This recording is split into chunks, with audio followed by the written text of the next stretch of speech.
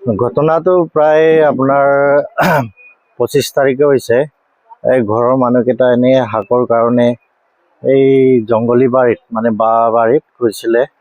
জংঘলীয়া কাঠফুলা বুলি আনি কিনি বনাই খাইছিলে আৰু তাৰপিছত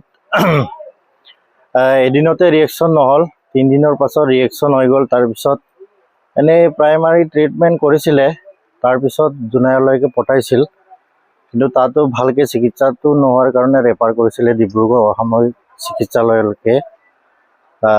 তাতে আপোনাৰ 30 তাৰিখে এই ঘৰৰ আমাৰ গাঁৱৰে আমাৰ পেহী লাগে, সি মৃত্যু হৈ গ'ল।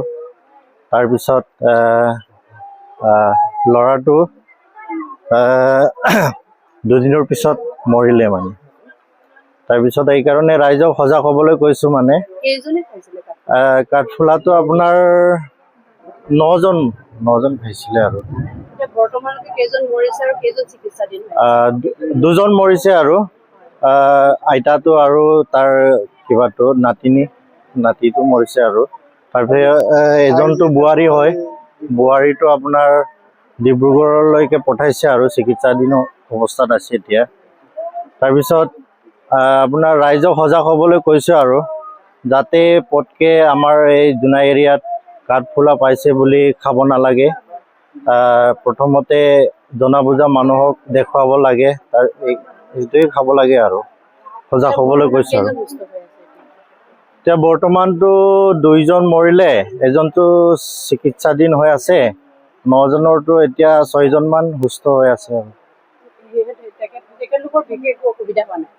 অসুবিধাটো সিহঁতৰ বাৰু ঠিকে আছে স্বাস্থ্যবিলাক, কিন্তু ভাল চিকিৎসা কৰিব লাগে বুলি মই ভাবোঁ আৰু।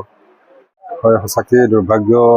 যিহেতু এই ইলেকশ্যনৰ বতৰত আমাৰ লাইমেকুৰী বাসীৰ কাৰণে এটা দুখৰ খবৰ যে আমাৰ ইয়াৰ স্থানীয় বাসিন্দা টাইঘৰ এটা আমাৰ বিষাক্ত কাঠফুলা খায়, জংঘলী কাঠফুলা খাই পিনি সৰ্বমুঠ 9জনমান ইনজিউৰ হৈছিলে। প্ৰাইমেৰী ট্ৰিটমেণ্ট ইয়াতে কৰা হৈছিলে, কিন্তু উন্নত চিকিৎসাৰ কাৰণে ডিব্ৰুগড় মেডিকেল কলেজলৈকে পঠিওৱা হৈছিলে। দুৰ্ভাগ্যবশতঃ ইতিমধ্যে 2জনমান ঢুকালে, বাকী চিকিৎসাধীন হৈ আছে, তাৰে এজন সংকটজনক অৱস্থাত আছে। ইয়াতে আমি টাকাম মিচিং পইণ্ট কাবাং লাইমেকুৰী বাংকে জিলা সমিতি হিচাপে দুখ প্ৰকাশ কৰিছোঁ।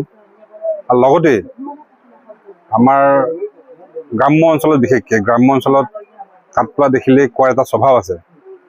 গতিকে আপোনালোকৰ মাধ্যমৰ যোগেদি মই অসমৰ ৰাইজক অনুৰোধ জনাব বিচাৰিছোঁ যে কাঠফুলাটো এটা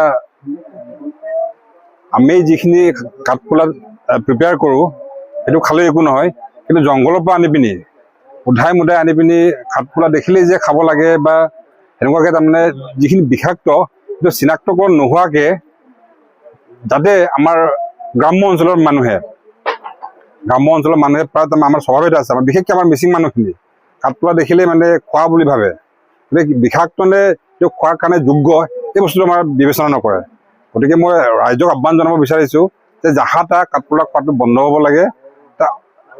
বেমতলব এতিয়া আমাৰ 2জনকৈ ঢুকালে আৰু এটা সংকটজনক অৱস্থাত আছে। কি কৰে ভগৱানে তেওঁলোকক মংগল কৰক, যিখিনি আমাৰ চিকিৎসাধীন হৈ আছে অতি সোনকালে ৰিকভাৰী হওক, সুস্থ হওকগৈ, এইটো আমি ভগৱানক সেৱা জনাইছোঁ। লগতে আমি গ্ৰাম্য অঞ্চলৰ ৰাইজক, মিচিং মানুহক, বিশেষকৈ আমাৰ মিচিং গ্ৰাম্য অঞ্চলৰ মিচিং মানুহখিনি এই কাঠফুলাটো মানে আমাৰ তাপাৰ বুলি কয় মিচিং ভাষাত, এই তাপাৰটোক পাইছে বুলি যাতে মানে এইটো খালে কি হ'ব কি নহয় এইটো চিনাক্তকৰণ নোহোৱালৈকে খাব নালাগে বুলি মই আপোনালোকৰ মাধ্যমৰ যোগেদি সমূহ ৰাইজক মই আপিল কৰিছোঁ। কাঠফুলাটো বুধবাৰে ৰাতি কি হৈছিলে, তাৰপিছত বৃহস্পতি ৰাতিপুৱাৰ পৰা শৌচ বমি, 5 বজাৰ পৰা মা আৰু দেউতাৰ বমি আৰু শৌচ হৈছে। তাৰপিছত 10টামান বজাৰ পৰা ছোৱালীকেইটা বমি আৰম্ভ হৈছে। তেতিয়া 2জনমান বমি হোৱাৰ পাছত আমি ফাৰ্মাচীক মাতি নি বেজি দিব দিলোঁ। বমি ভাল হ'ল আৰু শৌচটো ভাল নোহোৱাৰ কাৰণে চেলাইন দিব দিছোঁ। তাৰপিছত আজিলৈকে 2টা মানুহ মৃত্যুমুখত হৈছে। আজি আমাৰ দাদাৰ ল'ৰাটো আৰু মাৰ মৃত্যু হৈছে। বিষাক্ত ক'ৰ পৰা আনিছিলে কাঠফুলাটো? কাঠফুলাটো বাৰীৰ পৰা বনৰীয়া কাঠফুলা আনিছিল। কেইজনে খাইছিল? টোটেল 9জন খাইছে, 9জন 10জন। তাৰে কেইজন দুজন? দুজন এতিয়ালৈকে মৃত্যু হৈছে, এজন চিকিৎসালয়ত আছে। চিকিৎসালয় ক'ত আছে?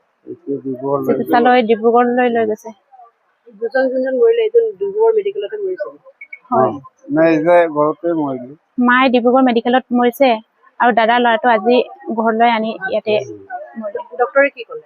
ডক্টৰে তাৰ লিভাৰটো ডেমেজ হৈছে, ডক্টৰ তাকিলেও তাক বচাব নোৱাৰিম, তাৰপিছত ডিচাৰ্জ দিব নোৱাৰিম, কিন্তু ল'ৰাটো লৈ গ'লে ঘৰলৈ লৈ যাব পাৰে বুলি ক'লে। সেইটো কাৰণে ঘৰলৈকে আনিলোঁ। ঘৰতে এতিয়া মৃত্যু হৈছে। কাঠফুলা খোৱাৰ কাৰণে হৈছে বুলি কৈছিলে। হয়, মৃত্যু হোৱা দুজনৰ নাম, মাৰ নাম আছিলে চন্দ্ৰাৱতী টায়ে আৰু দাদাৰ ল'ৰাটোৰ নাম আছিলে বিকাশ টায়ে। এতিয়া বৰ্তমান মেডিকেলত থকাজনৰ নাম জয়া টায়ে।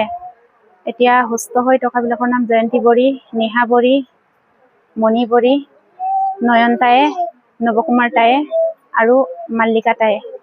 এটা পৰিয়ালৰে আছে। একেটা পৰিয়ালৰ।